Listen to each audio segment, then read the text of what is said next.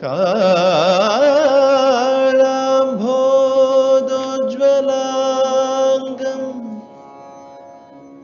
कडितडविलसञ्चारुपीताम्बराढ्यम् वन्दे धन्वन्तरिं तम्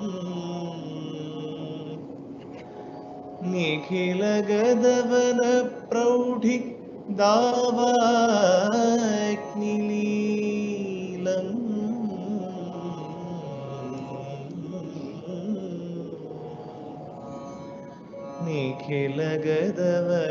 निखिलगदवनप्रौढि दावाग्निलीलम्।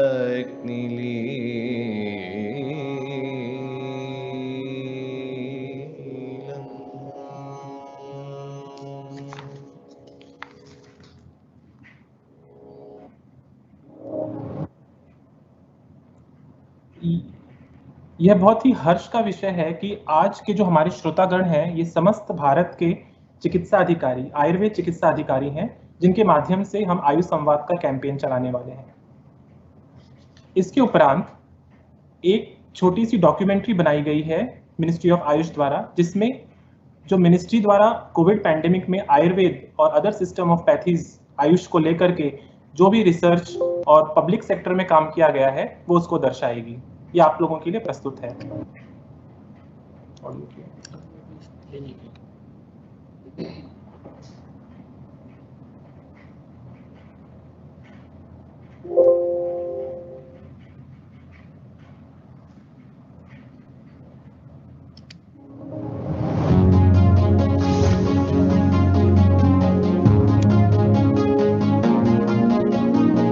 माननीय प्रधानमंत्री श्री नरेंद्र मोदी जी के दिग्दर्शन में आयुष मंत्रालय ने कोविड-19 रिसर्च के क्षेत्र में कई महत्वपूर्ण कदम उठाए।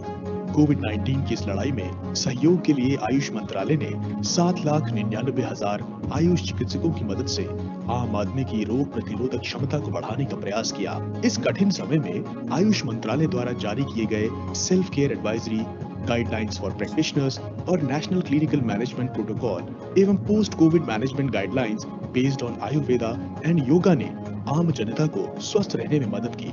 आयुष मंत्रालय द्वारा जारी किया गया आयुष संजीवनी मोबाइल ऐप लोगों के बीच आयुष संबंधित स्वीकार्यता तथा उपयोग के साथ साथ कोविड-19 उन्मूलन में इनके प्रभाव से जुड़ी जानकारियां जुटाने में सहायक सिद्ध हुआ है। इस ऐप के माध्यम से कुल 1,47,00,000 से ज्यादा लोगों की प्रतिक्रिया मिली है। इनमें से 85.1% प्रतिभागियों ने की सूचना दी है, जो जन सामान्य में आयुष पद्धतियों की स्वीकार्यता को प्रतिबिंबित करती है। भारत में कोरोना के खिलाफ लड़ाई जनता के साथ मिलकर शासन प्रशासन लड़ रहा है। इस समय दुनिया भर में भारत के आयुर्वेद और योग के महत्व को भी लोग बड़े विशिष्ट भाव से देख रहे हैं। हम अपने देश की अच्छी बातों को एविडेंस बेस्ड रिसर्च के आधार पर आगे बढ़ाने के बजाय उसे छोड़ देते हैं। भारत की युवा पीढ़ी को अब इस चुनौती को स्वीकार करना होगा। जैसे विश्व ने योग को सहज स्वीकार किया है, वैसे ही हजारों वर्षों पुराने हमारे आयुर्वेद के सिद्धांतों को भी विश्व अवश्य स्वीकार करेगा।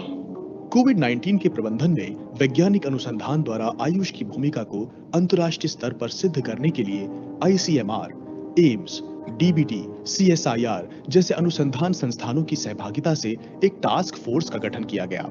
इसी आधार पर 4 अलग-अलग रसायन औषधियों यथा अश्वगंधा, यष्टिमधु, गुडची, पिप्पली और एक पॉली हर्बल फॉर्मुलेशन का रैंडमाइज्ड कंट्रोल क्लिनिकल ट्रायल्स बड़े स्तर पर किया गया है। आयुष के अंतर्गत विभिन्न प्रतिष्ठित संस्थान के 112 केंद्रों में कुल 84 अनुसंधान परियोजनाएं प्रगति पर हैं। होम्योपैथी दवा आर्सेनिकम एल्बम 30C, सिद्ध पारंपरिक पद्धति वर्णित औषधि कबसुर कुडिनीर एवं यूनानी दवाओं पर भी प्रोफिलैक्टिक अनुसंधान प्रगति पर हैं। आयुर्वेद के प्रतिरोधात्मक एवं प्रोत्साहक स्वास्थ्य सेवाओं का विस्तार करने के लिए IPGTR&A जामनगर और गुजरात सरकार द्वारा धन्वंतरी रथ योजना की सेवाएं शुरू की गई हैं। इसी क्रम में अखिल भारतीय आयुर्वेद संस्थान नई दिल्ली द्वारा 80,000 दिल्ली पुलिस कार्मिकों के लिए आयु रक्षा कार्यक्रम का क्रियान्वयन किया जा रहा है, जिसमें उनके व्याधि क्षमता को बढ़ाने के लिए आयु रक्षा किट प्रदान की जा रही है। शुरुआती नतीजों के मुताबिक दिल्ली पुलिस कर्मियों में कोविड-19 की घटनाएं और मृत्यु दर में काफी कमी दर्ज की गई है। मंत्रालय के अंतर्गत राष्ट्रीय संस्थान जैसे IPGTR एंड ए जामनगर और अखिल भारतीय आयुर्वेद संस्थान नई दिल्ली आदि में कोविड-19 हेल्थ सेंटर की स्थापना की गई। एक ऐसे मुश्किल वक्त में जब दुनिया की बड़ी-बड़ी ताकतों ने घुटने टेक दिए, भारत कोविड के खिलाफ लड़ाई में दूसरे देशों के सामने नजीर बनकर खड़ा रहा। आयुष मंत्रालय आयुर्वेद के प्राचीन तरीकों को वैज्ञानिक कसौटी पर सिद्ध करने के लिए कटिबद्ध है। जब पूरा विश्व आयुर्वेद के वैज्ञानिक आधार को जान लेगा और अंतर्राष्ट्रीय स्तर पर प्राथमिक स्वास्थ्य सेवाओं में आयुर्वेद समन्वित हो जाएगा।